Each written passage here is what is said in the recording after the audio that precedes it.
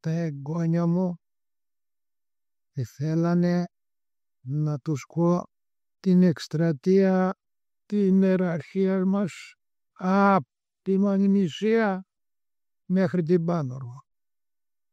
Αρχίζομαι σιγά σιγά. Ήτανε Ιούνιος μήνας. Κοινάμε τον ανήφορο βορεινά να πιάσουμε την Πάνορμο. Αν δεν τα θυμούμε όλα τα χωριά εκείνα τα λίγα που θυμούμε θα τα ονομάζω. Φτάσαμε το πρώτο σε ένα χωριό Σιφλίκι. Οπότε πάνω από ένα μιναρέ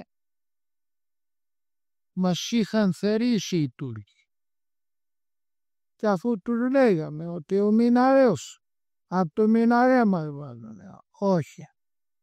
Είχαμε λοχαγό έναν Αλάμ Γεώργιο και του έλεγα εγώ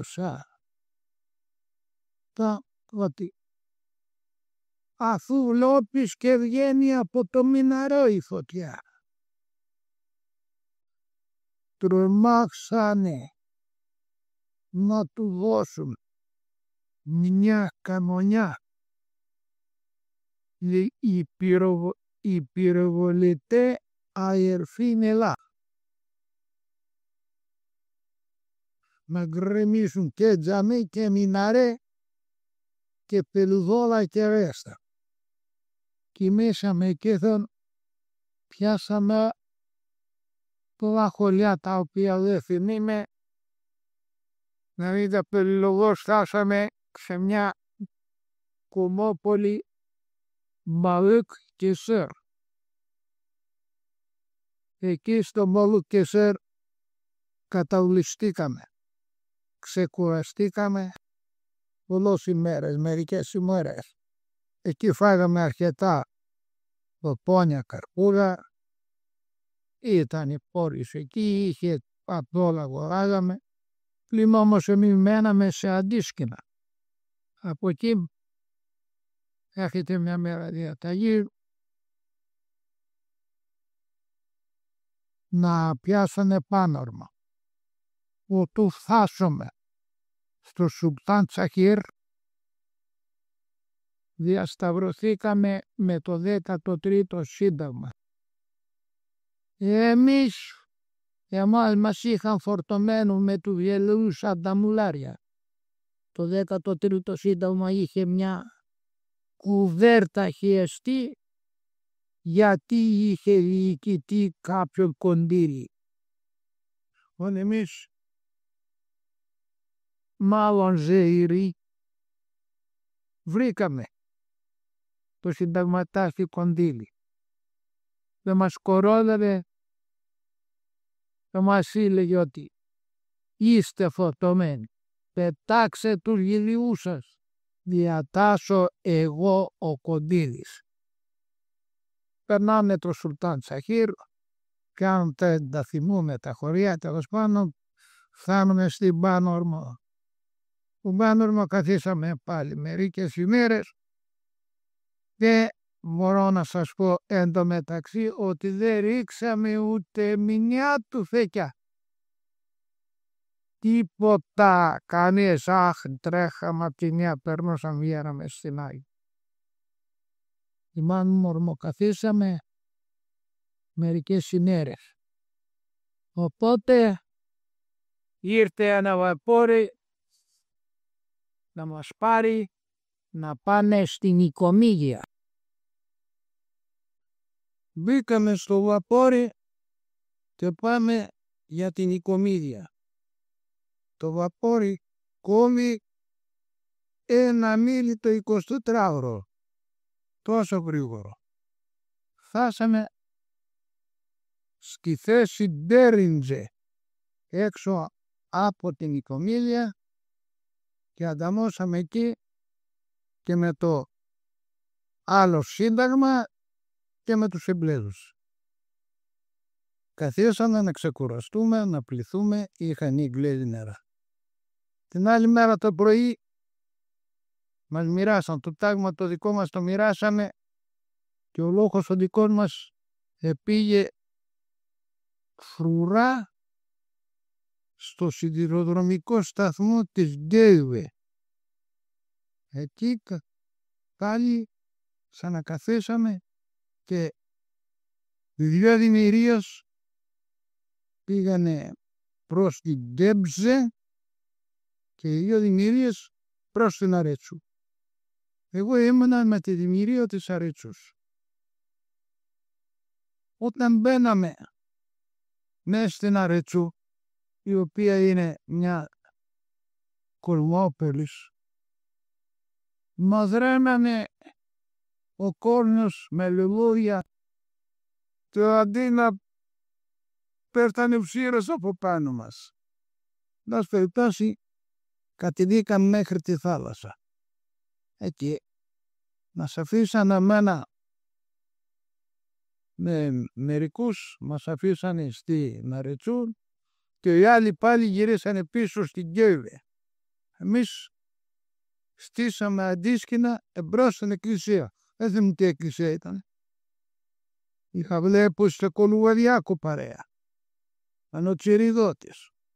Αλλά μια που ήρθε η κουβέντα, θα σας πω ένα επεισόδιο που μου συνέβη μέσα στην Αρέτσου, πάνω στη θάλασσα, και εσχημάτισα μια ιδέα όχι καλή για τους κατοίκους. Ήταν ένα μικρό βαποράκι τουρκικό, το οποίο έκανε τη συγκοινωνία από Κωνσταντινούπολη, Τούσλα, ξέρω εγώ, τα χωριά, μέχρι Γιάδοβα, Καραμουσάου. Δεν ξέρω πώς, ήξερα τι έκανε δεκαριά τουρκικά. Δεν ξέρω πώς, λοιπόν, πήρα μια πληροφορία ότι αυτό το καραβάτι μεταφέρει πυρομαχικά στους τσέτες στη Γιάδοβα. Μόλις ήρθε το παπαράκι, λοιπόν, γυρεύω να το κρατήσω. Εγώ ιδέα μαχτική δεν έχω ούτε. Φωνάζω τους κατοίκους, βρε χριστιανοί, βρε Έλληνες, βοηθήστε μου να το δέσω το βαπόρι. Κανείς κοντά, αναγκάζομαι να ξυφολογήσω. Οι Τούρκοι περιμούσαν πάση θυσία, τε πήραν χαμπάρι, πάση θυσία να φύγουν. Ευτυχώς βρέθηκε ένα παιδί από κάτι, πώς τη Μυτιλήνη τα νησάκι, ένας Βουλής λέγεται, που είχε ιδέα από θάλασσα και το έδωσε το καράβι, το βαποράκι. Το έδωσε, λοιπόν, εντωμεταξύ ήρθαν κι άλλοι στρατιώτες. Πολίτης κανένας και ρατάς κοντά. Έγινε έρευνα. Τι να δείτε. Κόφες από πάνω κυδόνια και από κάτω κοντά όπλα και ηματισμός. Πηγαίναν όλοι για το καστράκι. Αυτά τα πηγαίναν στο καστράκι, από εκεί διοχετεύονταν στη Γιάδοβα. Καστράκι δε είναι το τσουμαντάδικο. Το σημερινό τσουμαντάδικο που είναι στη Χαλκίδο ήταν εκεί. Όταν το ξεφορτώσαμε σχεδόν το βαπόρι και όταν παρεκτράπην έδεσα και τους Τουρκαλάδες καλά, τους κουβένταζα και τη γλώσσα τους, κοπάνισα και μερικές τους ντόφιους, έφτασε ο λοχαγός από κάτω. Τι έγινε από εκεί ύστερα, τι έγιναν τα πράγματα, τι κάνανε, δεν ξέρω. Ο λοχαγός τα πήρα και φύγανε. Αυτή ήταν η ιστορία που έχω κακιά ανάμνηση από τους κατοίκους. Μην όμως παρεκτράπην, λέει, χτύπησα, έκανα, με σηκώσαν, με πίνανε στην Γκέμπζε. Από την Γκέμπζε με στείλαν να πάω στο φυλάκιο. Το χειραίο αντικαταστήσαν τους Εγγλέζους. Το χειρό του, το Μπελίγδα το λέγανε. Όταν μείναμε το βράδυ, για πρώτη βραδιά εκεί, αντικρίζαμε απέναντι την Κωνσταντινούπολη. Τα όνειρά μας, όλος ο κάμπος των Τούρλων, ήρθαν και μας στο μυαλό μας ορεινές σκέψεις. καμιά φορά μας σηκώσανε πάλι από τα φυλάκια την Κέρδη και μας φέραε στην Νικομίδια. Όταν θα ακούει κανεί η Νικομίδια θα περιμένει να δει κάτι.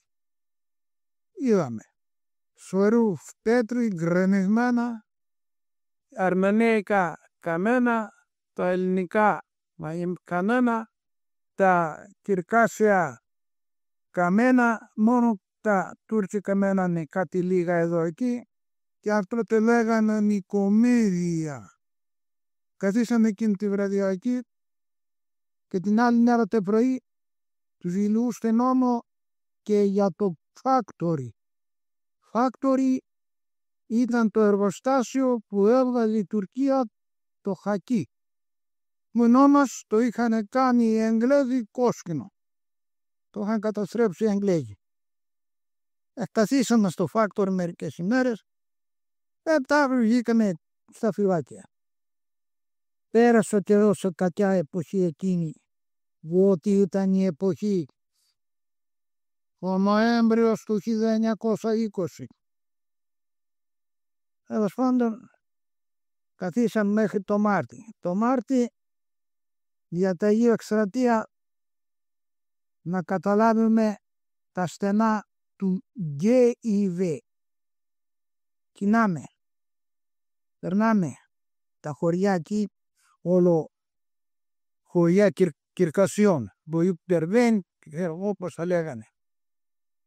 Φτάναμε στα πάντα, στα πάντα ήταν μια μικρή πολιτεία και μια λίμνη. Το χιόνι γύρω στους 50 πόντους.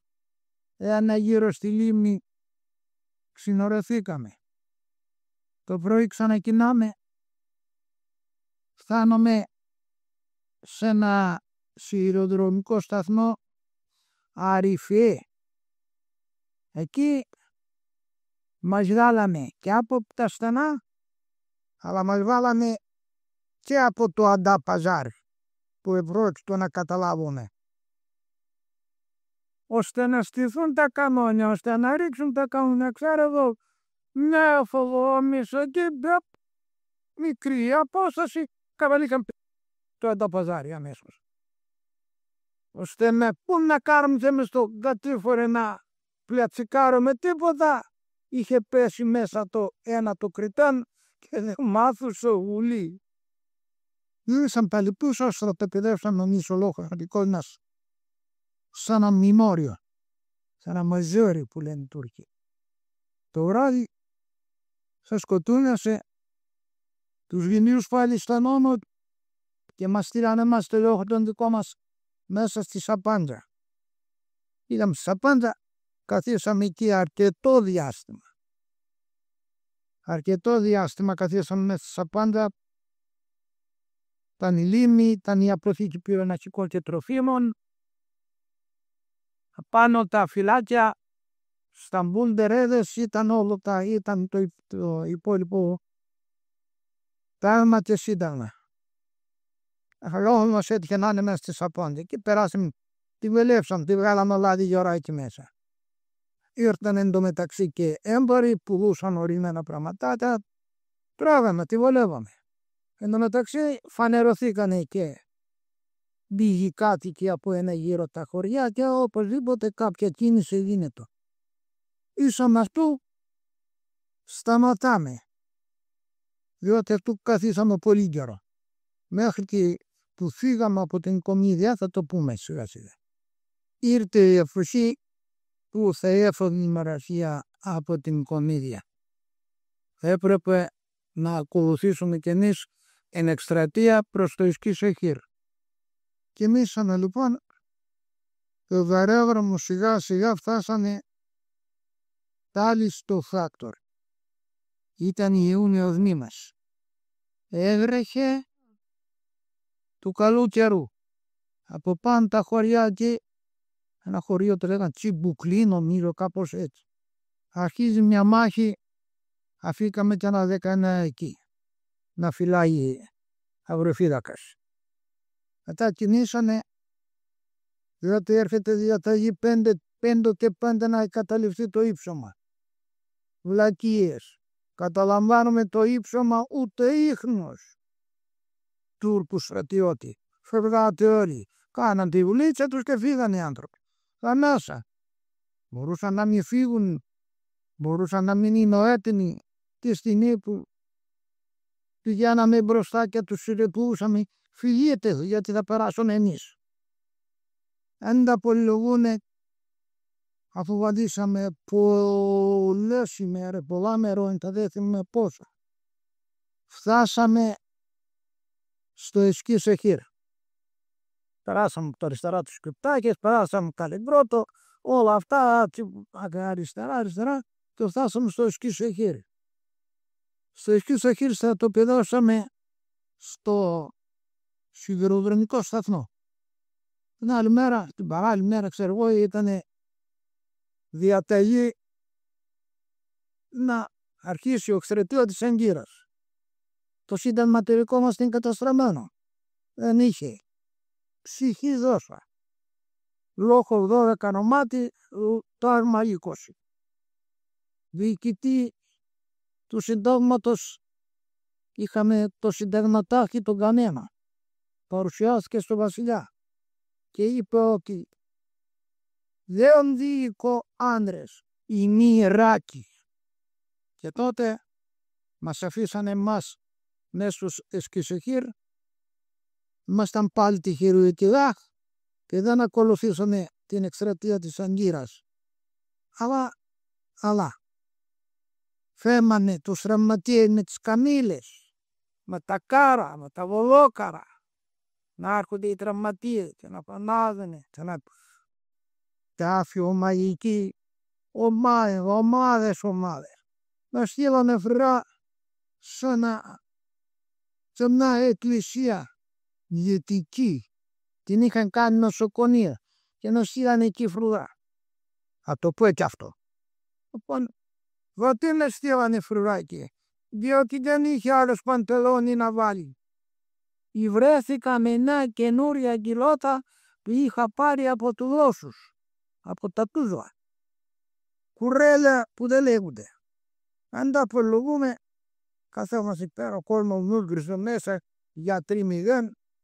Ήρθε η αυτή μεγαλειώτης, η βασίλισσα με τις κυρίες, να δώσει δώρα του στρεμματίας. Ο άλλος σκοπός απλά παρουσιάζομαι, αναφόρω, μοδελιωτάτη, αντίτεματοπό. Εγώ έρμος ξέχασα πως φορούσα δίκοχο. Άσε να βρίζει και να βρίζει και να λέγει που δεν λέγονται. Πήγαμε μέσα στην εκκλησία. Πήγαν από πάνω τον τραυματία και δεν τα μαρώταγε. Πονείς, χτυπήθηκε. Πού χτύπησες, παιδί μου? Γιατί χτύπησες? Όχι. Από πού είσαι? Ήταν η πρώτη ερώτηση. Και αν είχες την τύχη μέσα κριτικός ή Μικρασιάτης. Κάηκες. Αν ήσουν μανιάτης, τα δώρα, τα τσιγάρα, το κοσφεντάρικο, τα είδα εγώ όλα πουρτιξέκι, σκύλεσα, σηκώνομαι φεύγω. Ήταν η μάνα, η Γιάννα Παπαδοπούλου, καθώς με είδε, είπε στα γέλια. Άρα λέει που πας, μου δεν μπορώ να σας βλέπω. Αν τα απολογούμε λίγα όχι, με κοπανίσαν 40 ώρες φυλακή και τελείωσε το παραμύθι. Και ναι που βρισκόμαστε μες στο Εσκισεχήρ, ας πούνε μερικά. Είπανε ότι δεν ακολουθήσαμε την εκστρατεία της Αγκύρας και μείναμε μέσα στο φρουραρχείο Φρουρά, μέσα στο Εσκισεχήρ Φρουρά. Περαλική σύμπτωση ήμουνα περίπου, μεγάλη περίπτωση, 10 στρατιώτες, 2 δεκανείς, ένα λεχείας, μεγάλη περίπτωση. Και μας είχαν ορίσει ορισμένους δρόμους για να περνάμε οι περίπτωση από ορισμένα γραφεία, από το γραφείο του σώματος, το γραφείο του στρατηγίου, το γραφείο της εξοχότητας του βασιλιά μας, για να τα ακούνε. Γυρίγαμε λοιπόν εμείς, κοροϊδεύαμε ένα στον άλλον η φαντάρια. Βλέπω το διακριτικό του στρατηγίου, το σημαίακι. Τότε δεν είχε αυτοκίνητα, ήταν όλο καβαλαρία. Εγώ για να μην χαιρετήσω. Έκρινα καλά να στρίψω δεξιά ένα δρόμο αλλού που. Δεν πρόφταξα όμως να πολιοστρίψω καλά και με προφτέμουν. Ο διάδοχος βασιλέας Γεώργιος, τότε διάδοχος, με το συνταγματάρχη τον Πάλι. Τι να συντάγματος είσαι? Του 17ου. Ξέρομαι. Γιατί δεν πηγαίνεις από το γραφείο του σώματος και να... Εγώ αυτή τη γραμμή έχει. Δεν είναι οι ψέματα τα λες αυτά. Ψέματα. Αυτή τη γραμμή έχει. 40 μέρες φυλακή, με λέει ο Πάλης. Λέω ευχαριστώ πολύ, θα πάω αύριο με την εκστρατεία στην Άγκυρα. Γυρίζω εγώ πίσω, παίρνω πάλι το δρόμο, άιντε, γυρίζω, κατεβαίνω πάλι κάτω. Παρέδωσα. Τελείωσε αυτό το επεισόδιο. Τώρα ερχόμαστε στην πρώτη μέρα της Μεγάλης Μάχης, τις 8 Ιουνίου. Είμαι στο στρατοπεδόνι, στο σιδηροδρομικό σταθμό του Εσκησεχήρου. Ήταν κάτι τόλοι εκεί, χωθήκαμε μέσα, κάτι, ξέρω εγώ τι, μπήκαμε. Να σου μέσα και χωμένο. Πέρτινε κανονιά μια οβίδα, ίσα στο αντίσκηνο του παπά. Το πέταξε στον αγέρα, κανένας μέσα βέβαια. Άρχισαν οι συνεγερμοί, εγώ, φασαρία, άρχισαν οι υπηρεσίες. Έβρε μάχη μέσα στον κάμπο του Εσκησεχήρ, έβλεπες και κατηβαίνανε. Τους έβλεπες, όχι άκουγες, έβλεπες. Περιμέναμε κι εμείς στο πυρόβολο. Καμιά φορά έρχεται ένα πυρόβολο, ξέρω πόσα μέτρα ήταν. Το σέρνανε καμιά δεκαριά ζευγάρια μπουβάλια και οι πυροβολητές ένα γύρο και κάτι πυρομαχικά. Να μην τα πολυλογούμε λοιπόν. Καθορίχη του πρώτη κανονιά, Παναγία μου πρόφταξε. Ο μισοσκά μου σάλεψε. Έμα του σκόντα μου το μπόσο μου, εγώ δεν ξέρω πόσο ήταν. Στη δεύτερη κανονιά, εγώ τι τελείωσε. Χαθήκανε και Τούρκοι και Χριστιανοί και Έλληνες και πάντα. Άρχισαν να μαδεύονται μέσα στην πόλη. Πάλι, πότε. Πήγαμε και εμείς πάλι και ξαπλώσαμε μέσα στα κουρέλια μας. Τελείωσε. Εν τω μεταξύ είχε τελειώσει η εκστρατεία της Αγκύρας, ήρθε ο στρατός, ήρθαν οι μεραρχίες πίσω να διώξουν τις κουρελιάριδες από το Εσκησεχήρ, το σύνταγμα το δικό μας, και πήγαμε να βρούμε την έδρα της μεραρχίας μας. Έδρα της μεραρχίας μας ήταν ένα μέρος, το λέγανε και ο Τρούχισαρ. Για να πάμε εκεί λοιπόν πήγαμε σε ένα χωριό Καράκιοι. Μετά κατεβαίναμε, το χωριό ήταν υψηλό. Κατεβαίναμε λοιπόν, φτάσαμε εκεί. Όταν φτάσαμε μας έστειλε στις κορυφογραμμές, κάναμε πάλι από την αρχή σειρματοπλέγματα, φυλάκια, αμπριά και βομβαρδισμού και ατομικά, και είχαμε και το εξεταστικό φυλάκιο του Ντρέν, πιένωνε Καράκιοι, Εσκησεχήρ με Προύσα. Εκεί περάσαμε αρκετό διάστημα. Λέγοντας αρκετό, πολύ, ξέρω πόσο κάναμε, το δεν θυμάμαι. Από το Ιούλιο του 21 καθίσαμε εκεί έως την επιστοχώρηση τον Αύγουστο του 22. Εν τω μεταξύ όμως ήρθε μια διαταγή από τη στρατιά, ορισμένοι μεγάλες ηλικίες να πάνε στα γραφεία της ιεραρχίας, ξέρω εγώ, σε βοηθητικές υπηρεσίες. Μεταξύ αυτών έτυχε να είμαι κι εγώ. Με στείλανε στη ιεραρχία της μεραρχίας. Εγώ, ύστερα από στρατιώτης χρόνια στο πεζικό, να πάω να με ανεκατώνουν με ιππικά και με πυροβολικό, δεν τα κατάφερνα. Εγώ άκουδα, πηγαίνω μια μέρα στο διοικητή, άκουδα, λέει, κύριε Ρουχαγέ, δηλαδή, εγώ δεν κάνω για αυτές τις δουλειές. Θα με στείλετε στο Σύνταγμα πίσω. Δεν με στείλαν βέβαια στο Σύνταγμα και τι με κάναν. Καθετζή. Εκεί με έπιασε η οπισθοχώρηση. Οπότε ένας καλός αξιωματικός, ένας διοχαδός του πυροβολικού Περίσσης, τον είχαμε διοικητή της μοίρας ιεραρχιών, να λέει εμένα και έναν Αγγελίδη, πάρτε ορισμένα πράγματα και τραβάτε εσείς να φύγετε. Είμαστε όπως θα κορτά, μπορείτε να φύγετε, φύγετε. Οι άλλοι, όπως είναι κοινό γνωστό, πιαστήκαμε όλοι εχμάλωτοι. Εμείς με τον Αγγελίδη πήραμε τα ζώα φορτωμένα ορισμένα πράγματα και καταρχά, τα οποία εντωμεταξύ στον δρόμο μας τα κλέψανε. Μην όμως τα μουλάρια, κατεβήκαμε στην Πάνορμο με τα μουλάρια και εμείς διάφορα μεταγωγικά. Εκαίεται η Πάνορμο. Θέλουμε την Πάνορμο να πάμε. Φτάνουμε στη Μορτάκη. Εκεί είχαν πλημμυρίσει ορισμένα πλοία και μαγεύανε την αλυταρία του ελληνικού στρατού που έτρεχε να κρυφτεί. Ευτυχώς του βρέθηκε ένα σύνταγμα το 28ο και έριξε 5 τουθεκές και μπορέσανε νερικοί και φύγανε. Τα ξεατών φύγαμε κι εμείς. Μεταξύ μάθαμε ότι η μαραχία η Ανδεκάτη είναι όλοι εχμάλωτοι. Μπήκαμε σε απόρρια και βγήκαμε στη Ρεδεστό, στη Θράκη. Εκεί ήτανε από κάθε καρδιά σκαρίδι. Ναύτος ήθελες, αεροπέρους ήθελες, πεζικάριους ήθελες, εκεί ήταν όπου κλέψε ξεσκίσει. Δεν μπορούσε να βαστάξει αυτόν. Ανταστήκανε λοιπόν, προσκυνηθήκαμε στο 16ο Σύνταγμα της μαραχίας μας και πήγαμε στην Τυρελόη.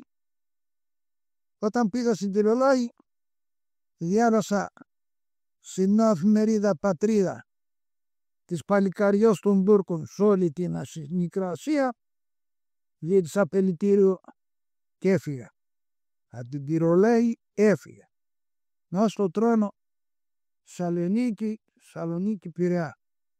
Εν τω μεταξύ γύρευα δεξιά και αριστερά να βρω από την οικογένειά μου κανέναν πρέφυγα. Ούτε μάθαινα ούτε. Αναγκάζομαι εν τω μεταξύ και οργάνω κατάσταση για Αλεξάνδρεια, το Χρουαρχείο Πυρός. Την ώρα βρέθηκε ένας και με είπε ότι είδε κάπου την οικογένειά μας. Θα παρατώ πάλι, πηγαίνω, τους βρίσκω μια οικογένεια, ούτε παπούτσι ούτε μαντίλι στο κεφάλι. Ίσα με αυτούδα ήταν η εκστρατεία της μεραρχίας μας. Από εκεί και ύστερα αρχίζει η εκστρατεία της προσφυγιάς μου, το πώς να ζήσαμε μέχρι σήμερα.